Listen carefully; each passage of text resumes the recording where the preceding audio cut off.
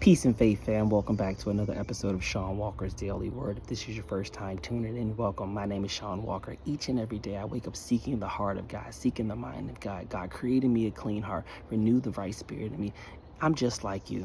I wasn't chosen by man, but I was chosen by God. I'm one of the biggest sinners ever, and God has called me to give his word.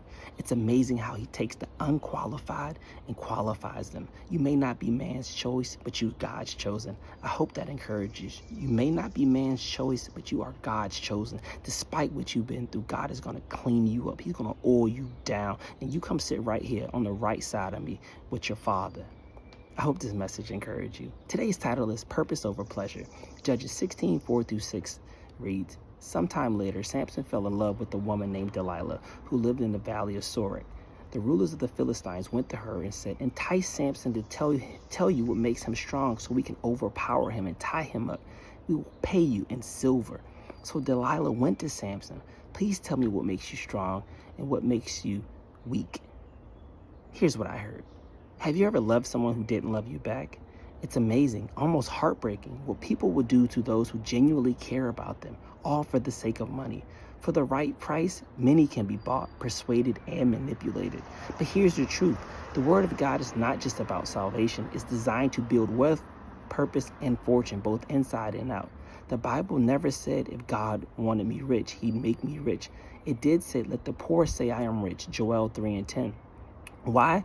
Because your confession matters. Your words carry power and your mindset shapes your outcome.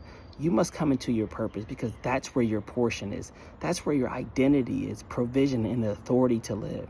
If God isn't your source, then man will be. And when man becomes your source, he will devalue you, use you, and manipulate you and convince you to do things that might just bring you temporary joy, but ultimately will lead to destruction.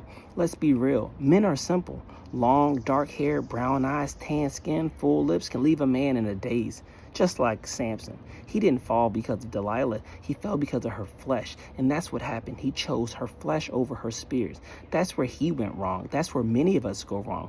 We meet people in the flesh, but we never take time to discern their spirit. And by the time we do, the damage is already done. Just because it looks good doesn't mean it's good for you. Delilah wasn't to blame either. Samson is the one who lacked spiritual awareness. He was anointed, chosen, strong, but he had no discernment. And when you start thinking with the wrong head, you end up laying in the enemy's bed. Women of God, no amount of money should convince you to be a part of a plan to destroy another person. If you can be bought, you can be controlled, and man has mastered that. But God doesn't buy people. He frees people. He doesn't manipulate. He anoints. I hope God encouraged you. I hope this message encouraged you. Have a blessed day.